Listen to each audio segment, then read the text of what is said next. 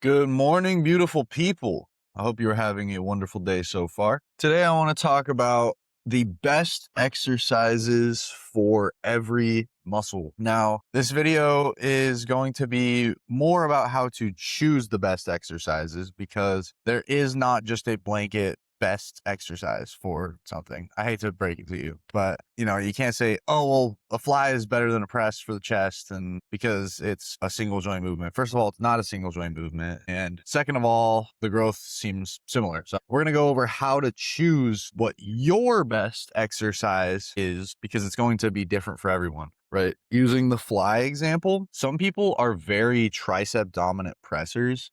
So for them, yeah, fly is probably a better choice, but that's not going to be the case for everyone. And it's going to depend on individual biomechanics and etc. But to start off, we have sort of two schools of thought of how you can pick the quote unquote optimal exercise for something.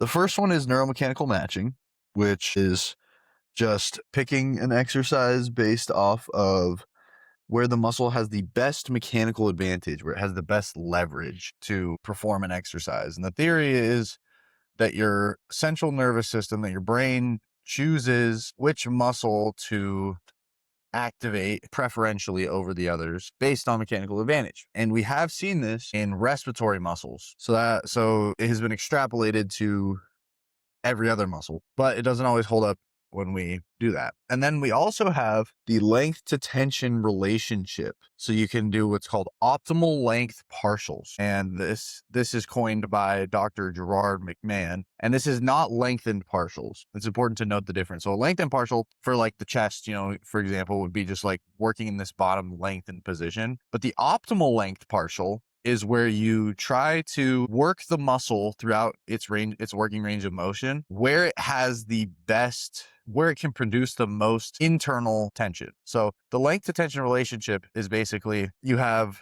the muscle length and then the tension that it can produce. Muscle length is the x-axis, tension is the y. And essentially as it looks like this. So you have the ascending limb, there's a plateau, and then there's a descending limb. And each muscle works along some point of this. Some of them are on the ascending limb, some are on the plateau, and some are on the descending limb. And obviously they all are on different ranges of it. So some are on the ascending in part and the plateau on another part. So for example, the biceps are mostly on the ascending limb, and obviously they reach the plateau. And then we have the quads are an example of something that are on the descending limb and again, reach the plateau. But what does all this mean? Why does it matter? Essentially, on the plateau, that is where your muscle can produce the most force, the most tension. And obviously that's what we're going for, right? Mechanical tension is what builds muscle. So that is our sole hypertrophy stimulus that we know of right now. That is it. It's just mechanical tension. And if you don't know what mechanical tension is, it's basically just the involuntary slowing of contraction velocity. That is the scientific term. Essentially, all that means is it's just, so involuntary means that it's just happening, right? You're not trying. And slowing of contraction velocity. So it's like when you're repping the bar and you're pushing just as hard as you can, but the bar is just going slower anyways because you're tired, right? That's that mechanical tension. And we want to be producing a lot of it. And obviously the plateau is where we produce the most. Why do we produce the most? Well, it's because inside your muscle, you've got actin and myosin, right? These guys, they kind of grab onto each other and pull. That's how muscles contract. Well, they overlap. And at certain lengths on the plateau, they're the perfect amount of overlap. Every actin can grab onto every myosin. They're good, right? But when we're on the ascending limb, we're a little bit too far overlapped. So some people are left without a homie to grab onto. And then same thing with the descending limb. When you're too far apart, some people are left without homies to grab onto. So they can't produce as much tension, not as much force. But we have the reason why a lot of people are big about training everything in lengthened position is because some muscles can produce what's called passive tension.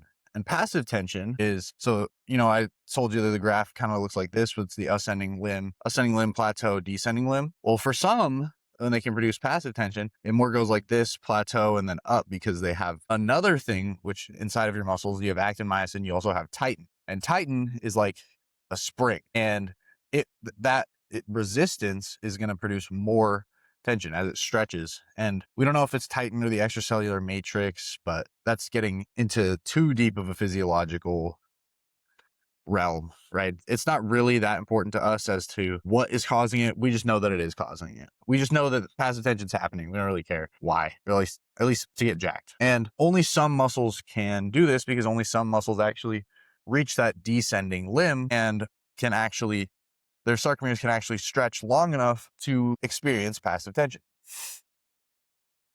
But even so, right, working at the optimal length, we still want to be working on the plateau. So that's an optimal length partial. For example, I said Dr. McMahon is the one who has coined this.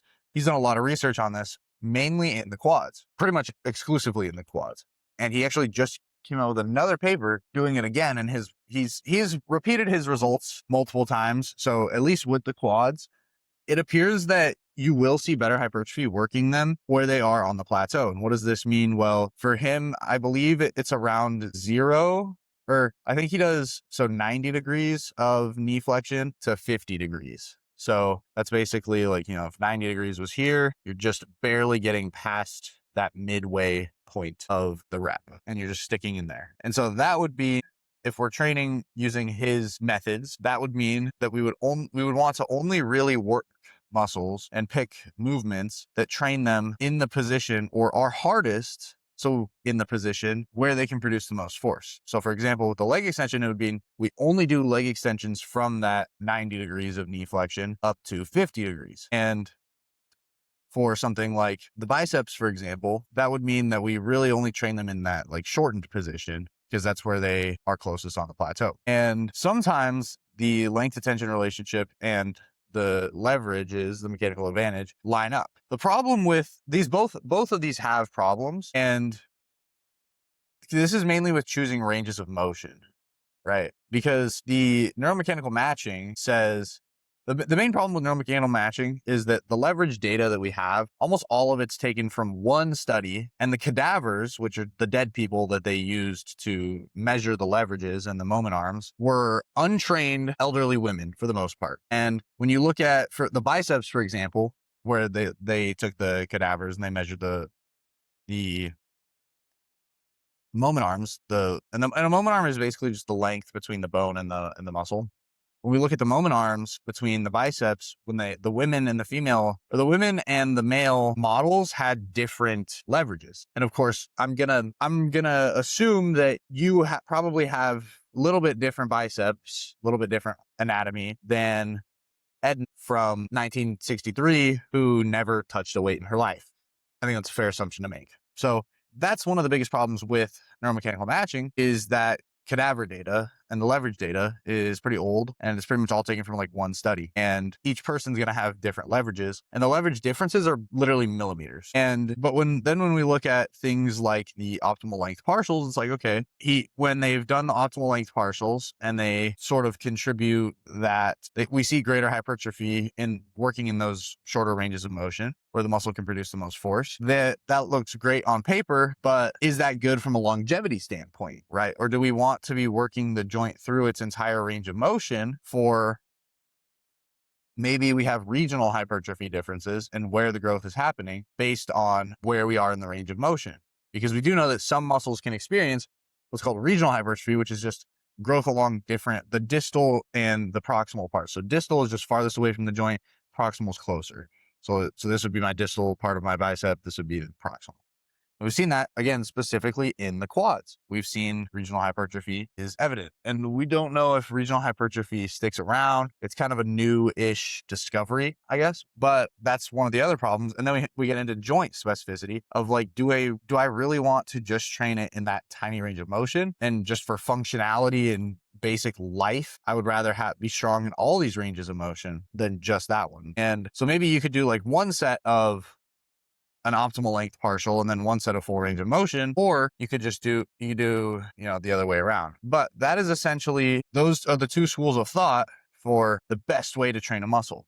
And the reason why they matter for exercise selection is because we have resistance profiles. Different exercises have different resistance profiles, and a resistance profile is just where the movement is the hardest. So we have typically three. We have ascending, which means it gets harder as you do the movement towards the shortened position. So think of like a dumbbell lateral raise, right? There's literally there's no tension in the bottom because gravity is the force that you're resisting. And then as you get to the top, it gets really hard. And then when we think of a descending, that means that it starts off really hard and gets easier as we go. So on this, you can think of, again, a lateral raise, but just this time, if you have the cable at around hip height, right, it's really hard. The cable lateral raise, of course, you set it at hip height, it's going to be really hard at the bottom, and then it eases up towards the top. And that's the beauty of cables, is you can change the resistance profile, or if you happen to be lucky and your gym has Strive or Prime machines, you can also change the resistance profile. But essentially, with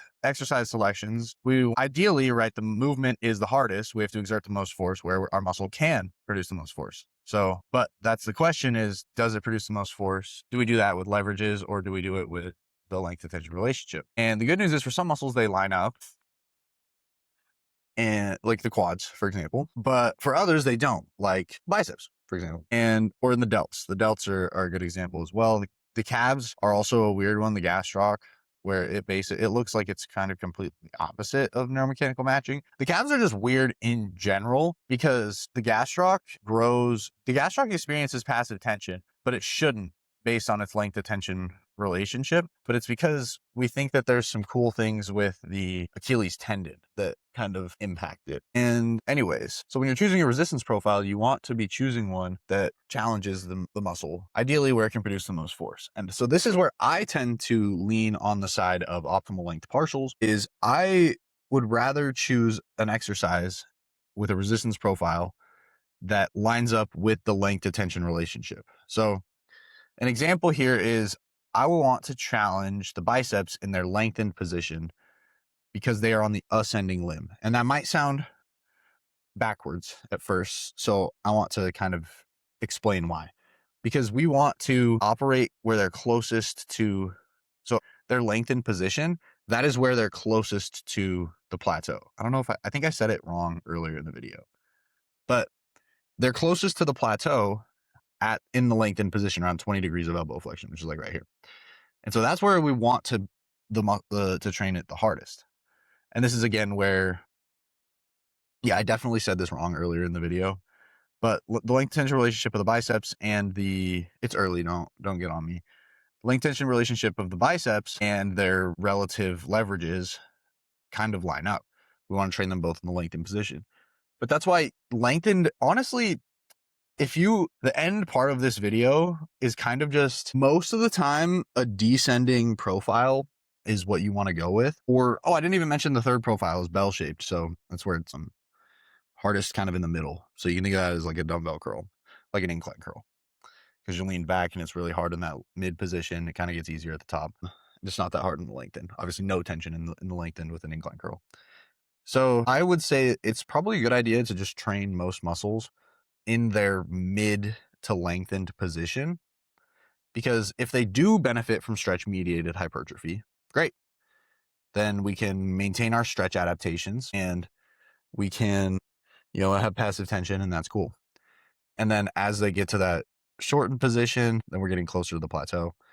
And then with things that are on the ascending limb, we want to train them in their lengthened position because they're closer that's closest to the plateau. And I'm not a big fan of just neuromechanical matching in general, of the super simplified version, because the super simplified version basically just says we only use the leverages and the moment arms, but that's definitely not true. Like, our nervous system is so complex, and we're just going to say, oh yeah, the only thing our brain takes into account is moment arm. I don't think so.